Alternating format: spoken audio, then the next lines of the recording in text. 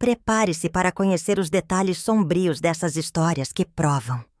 O ano novo nem sempre traz boas vibrações. História 1. Susto na floresta. Isso aconteceu na véspera de Ano Novo em 2017. Eu sou de Ohio, nos arredores de Cleveland, e estava voando para casa depois de terminar um semestre na Universidade de Rochester. Eu tive que ficar na escola uma semana depois do semestre terminar por motivos pessoais. Então, infelizmente, passei o Natal relativamente sozinho. O voo em si foi bom, mas eu já estava de mau humor antes mesmo de embarcar no avião. Eu sou um grande fã dos Browns, e como eu estava no aeroporto, os Browns perderam seu último jogo da temporada regular por 16-0 e terminaram o ano sem vitórias. E como um fã de longa data, foi um tipo especial de miséria. Acho que fomos o primeiro time a ficar sem vitórias desde os anos 80 ou algo assim. Meu voo foi atrasado, o que arruinou os planos da minha família para a noite. Originalmente, todos nós deveríamos dirigir até a casa do meu primo para uma festa de Ano Novo à noite. Mas por causa do atraso, meus pais decidiram sair cedo, levando o carro principal, e deixar para mim apenas o carro reserva. Mas minha mãe tentou me compensar, deixando o Golden Retriever para trás para me fazer companhia. Eu não estava animado em fazer a viagem sozinho, mas ver sempre foi uma boa comemoração de fim de ano, e eu imaginei que aproveitaria ao máximo. Quando meu Uber me deixasse em casa chegando do aeroporto, já eram quase 10 horas da noite. Eu nem me preocupei em desfazer as malas. Eu apenas enfiei todas as minhas coisas no carro, tranquei a casa e peguei a estrada. Na metade do caminho, a Vera, a cachorra, começou a choramingar. No começo eu pensei que ela só queria atenção. Mas então ela se levantou andando de um lado para o outro no banco do passageiro. Foi quando eu percebi que ela precisava ir ao banheiro e eu sabia que não havia nada que pudesse fazer a não ser encostar na próxima clareira que eu encontrasse. Achei um lugar pequeno que mal tinha espaço para o carro. Mas teria que servir. Eu lembro do quão escuro realmente estava lá fora. E se não fosse pelas manchas de neve branca aqui e ali, eu provavelmente não teria sido capaz de ver as árvores. De jeito nenhum. Eu enfiei minhas mãos nos bolsos e tentei o melhor para não congelar até a morte. Vera não parecia se importar com o frio ou a escuridão. Eu a deixei sair, não me incomodando em prendê-la. Ela cheirou ao redor da borda das árvores, levando um bom tempo, e ela não foi para muito longe. Apenas o suficiente para fazer suas necessidades. E foi isso quando de repente grande estrondo ecoou de algum lugar na floresta. Não era apenas um galho quebrando. Era mais pesado e assustador, como alguém ou algo se movendo pelas árvores. Eu literalmente pulei de tão alto. Que foi o barulho? Imagine um homem grande correndo pela floresta. Isso é exatamente o que parecia. Eu olhei profundamente pela escuridão, apertando os olhos para ver qualquer coisa, mas estava muito escuro para ver além das primeiras árvores, antes que eu pudesse reagir. Vera correu direto para a floresta. Era algum tipo de pesadelo. Estou te dizendo que vi algo, e ela desapareceu do nada entre as árvores, e eu a perdi em meros segundos.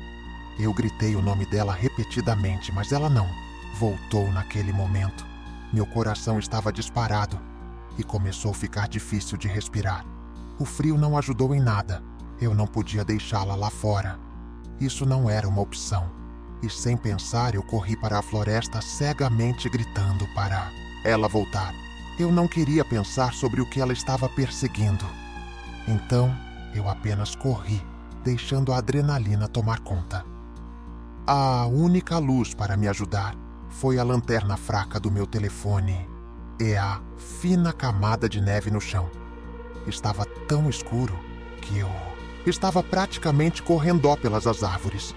Continuei correndo, rezando para encontrá-la, antes que ela alcançasse o que quer que estivesse lá. Corri até meus pulmões cederem por causa do frio. me forçando a fazer uma pausa depois de quase cair de exaustão.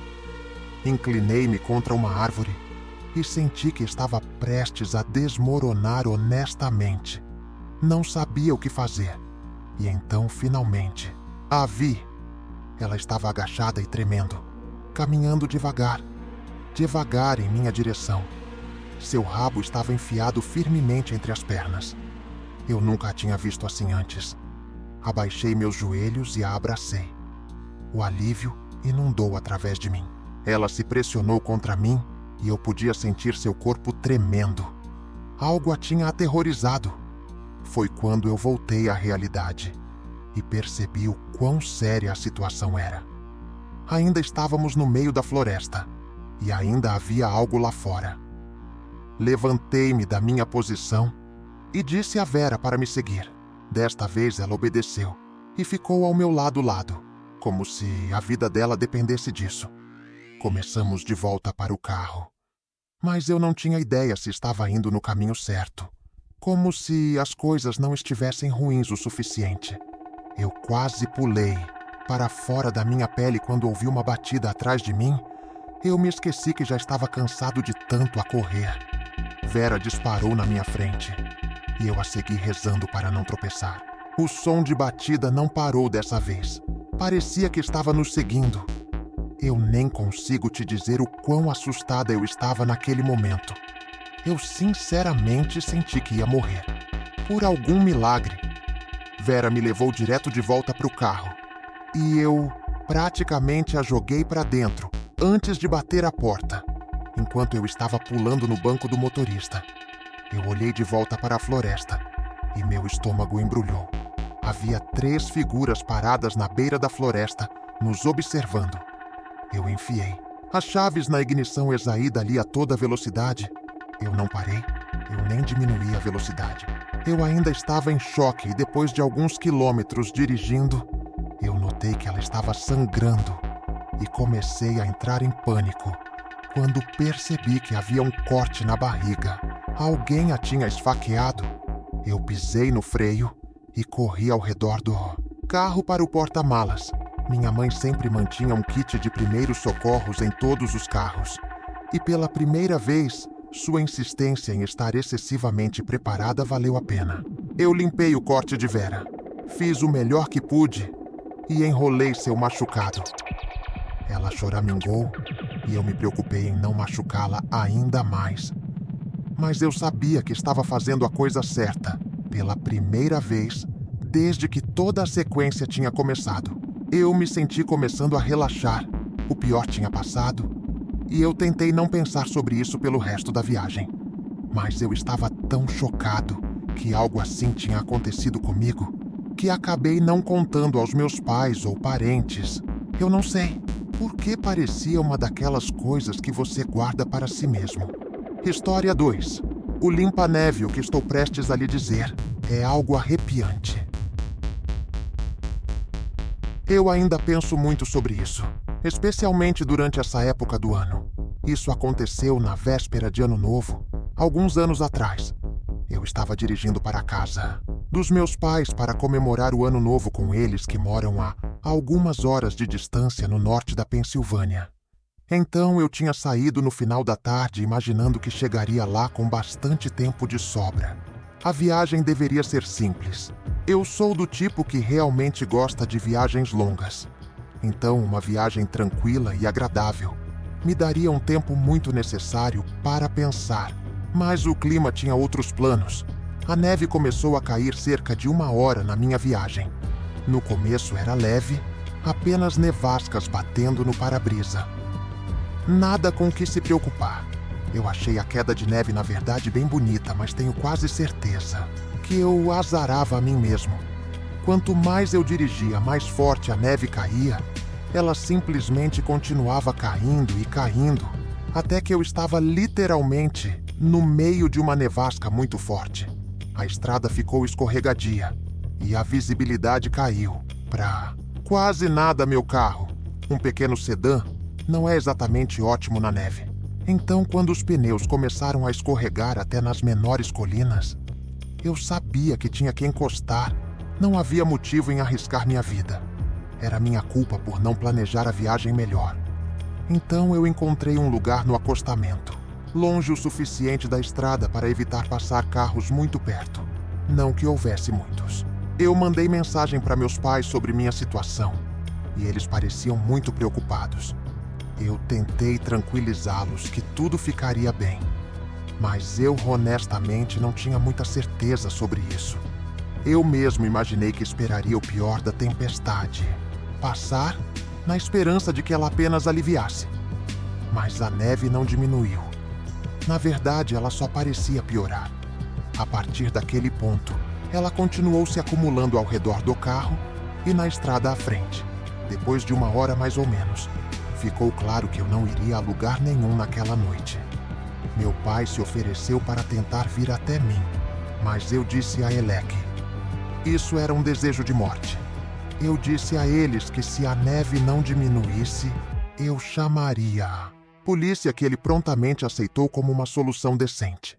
Eu realmente não queria chamar a polícia, mas não tinha muita opção. Eu disse a mim mesmo que a tempestade teria que passar, eventualmente. E eu decidi que se não passasse quando eu ficasse cansado, eu chamaria a polícia. A ideia de passar a noite no carro me deixava inquieto. Eu não queria ficar sem gasolina tentando me manter aquecido. E eu estava preocupado em acabar com a bateria se eu deixasse as luzes ou o aquecedor ligados por muito tempo. Eu fiquei lá ligando e desligando. O motor de vez em quando tentando conservar o que eu podia. O vento uivava lá fora. Eu estava começando a sentir o peso do isolamento quando olhei para o meu retrovisor e vi faróis cortando a tempestade atrás de mim. Eu literalmente queria pular de alegria. Um limpa-neve parou ao meu lado. Eu estava salvo. Eu abaixei a janela enquanto o motorista se inclinava para fora. Ele era um cara mais velho, talvez no final dos seus 50 anos. Ele parecia legal. Estava usando uma jaqueta grossa e tinha um gorro de tricô preto que estava puxado para baixo sobre as orelhas. Eu lembro de pensar que seu rosto estava realmente enrugado. Se isso faz sentido. Parecia envelhecido, como se ele tivesse passado décadas em condições duras. Eu esperava que ele dissesse algo, mas ele apenas olhou para mim por um bom tempo e de repente me perguntou se eu estava bem. Ele tinha uma voz realmente rouca, definitivamente um fumante. E isso foi, honestamente, meio desanimador. Eu disse a ele que não achava que meu carro aguentaria as condições, tentando ser amigável, mas também mantendo minha voz firme. Ele concordou, dizendo que eu não iria longe em uma tempestade como aquela, especialmente com o carro que eu tinha. Ele parou por alguns momentos como se estivesse considerando o que dizer. Eu observei seus olhos analisando meu banco de trás, como se ele estivesse procurando por algo. Eu estava prestes a dizer algo quando ele se ofereceu para me dar uma carona. Eu hesitei. Eu não o conhecia. E sim, ele parecia um pouco estranho. Mas ele me pareceu um cara genuíno. Além de ficar parado com meu carro, a noite toda teria sido estúpido. Perguntei se ele poderia me levar para onde eu estava indo. E ele disse que não seria problema. Então perguntei a ele o que eu deveria fazer com meu carro. Ao que ele deu de ombros e disse para deixar ele ali. E depois de um momento, concordei. Peguei minha bolsa e subi na cabine do arado. No começo, o calor era reconfortante. Senti a tensão em meus ombros começar a estar a aliviar enquanto me acomodava no banco. Ele me perguntou para onde eu estava indo, e eu contei sobre a casa dos meus pais. Dei a ele direções e ele seguiu, mas não disse muito depois disso. O silêncio não foi estranho. Mas conforme os minutos passavam, comecei a me sentir mais e mais desconfortável. Foi quando notei algo estranho. Ele não estava dirigindo na direção da casa dos meus pais. Eu sabia porque a navegação estava literalmente apontando na direção oposta. Quer dizer, estávamos em uma rodovia local. Havia apenas 2 caminhos a seguir. Tentei o meu melhor para parecer calmo e perguntei se estávamos indo na direção certa no tom mais normal que eu consegui reunir. Mas acho que não fiz um bom trabalho porque eu podia sentir seu comportamento mudar um pouco. Com minha pergunta e sem olhar para mim, ele me disse que estávamos fazendo um pequeno desvio e que as estradas secundárias seriam melhores do que a rodovia. Eu não conhecia bem a área o suficiente para discutir, mas algo sobre a maneira como ele disse isso fez meu estômago revirar. Nós dirigimos um pouco mais e ele de fato saiu da rodovia e começou a dirigir por uma estrada secundária. Pelo menos o GPS disse que estávamos indo na direção certa. Então pensei que estava apenas sendo paranoico. Algo no meu instinto ainda estava me dizendo que ele estava indo na direção errada. Então, eu comecei a olhar ao redor do carro. Mais de perto, havia bandeiras vermelhas em todos os lugares. Garrafas de bebidas vazias roladas no chão, perto de seus pés. Havia mapas rasgados enfiados nos bolsos laterais. E eu vi de relance uma faca enfiada entre os assentos. Senti meu coração começar a bater forte, sabe aquela sensação em que seu coração começa a bater como louco e você fica preocupado que outras pessoas possam ouvir? Isso é o que estava acontecendo comigo. Naquele momento eu também estava certo de que não estávamos indo no caminho certo. O GPS continuou recalibrando porque ele perdeu curva após curva sem nem olhar para ele. Eu estava em pânico enquanto continuávamos dirigindo. Avistei uma casa à distância. Era a única que eu tinha visto por milhas. Eu tive que agir. Parecia uma tábua de salvação. Esperei até chegarmos mais perto. Respirei fundo. Agarrei a maçaneta da porta e então chutei a porta, o mais forte que pude. O ar frio me atingiu, como um tapa, mas eu não parei. Eu bati no chão e senti minha perna queimar de dor. Eu não me importei, mas fiquei de pé e comecei a correr em direção à casa. O homem gritou algo para mim e eu olhei para trás para vê-lo procurando por algo no porta-luvas, provavelmente indo pegar uma arma. Eu não olhei para trás novamente. Apenas corri pela neve, tentando não escorregar até chegar à casa. Bati na porta gritando por socorro, quando um homem e uma mulher abriram, e eles basicamente me puxaram. Para dentro, eu caí no chão tentando recuperar o fôlego, e contei a eles o que tinha acabado de acontecer. Eles não fizeram perguntas, apenas chamaram a polícia. Quando os policiais chegaram, o limpa-neve tinha sumido. Eles disseram que ficariam de olho e revistariam a área. Mas naquela tempestade, encontrá-lo era improvável. Eles se ofereceram para me dar uma carona até a casa dos meus pais e até me ajudaram a chamar alguém para rebocar meu carro. Fiquei muito grato e meu pai ficou furioso quando descobriu. E eu não dirijo mais na neve desde então e sempre penso no que poderia ter acontecido se eu não tivesse pulado do carro naquele dia. História 3. Roubo misterioso. Eu nunca fui de festas. Mesmo na faculdade eu não curtia essa cultura de sair muito rápido. E eu descobri que eu sempre me divertia mais, fazendo algo significativo com alguns amigos próximos. Eu sou de uma área rural no noroeste de Ontário. E isso aconteceu há alguns anos. Desde que eu era criança, meu pai e seus amigos tinham uma tradição de, na véspera de Ano Novo, ir pescar no gelo, enquanto todos os outros estavam comemorando a virada de ano. Minha mão não era presente e não tínhamos muita família extensa. Então, eu cresci passando a véspera de Ano Novo em um lago congelado no frio congelante com meu pai, meu tio, meu irmão e os amigos do meu pai. Meu pai não está mais por perto e meu irmão se mudou para Chicago há alguns anos. Mas eu ainda tento ir pescar no gelo o máximo possível, especialmente como uma forma de comemorar a véspera de Ano Novo. Eu não sei bem porquê, eu só sinto que tenho algum tipo de obrigação de manter a tradição. Meus 2 melhores amigos, Nate e Trevor, são caras bem durões. Você sabe o tipo daqueles caras musculosos que parecem lenhadores e parecem mais em contato com a natureza do que com a sociedade?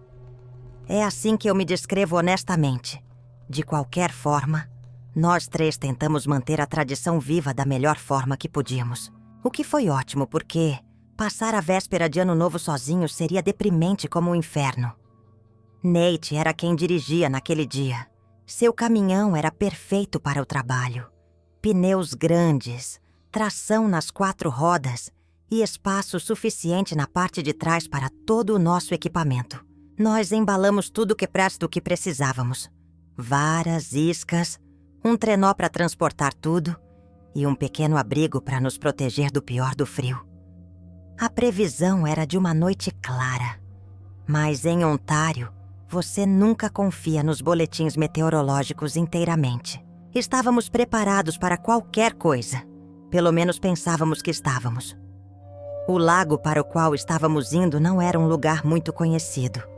E era isso que amávamos nele. Era escondido, cercado por árvores grossas, com uma superfície que permanecia congelada mesmo nas partes mais amenas do inverno. Não era um lugar que você iria a menos que soubesse exatamente onde encontrar. Enquanto Nate navegava pelas estradas secundárias nevadas, a excitação começou a aumentar. Há algo sobre a quietude silenciosa da pesca no gelo. Só você, seus amigos e a promessa da captura definitivamente é melhor do que beber cerveja após cerveja em algum bar aleatório.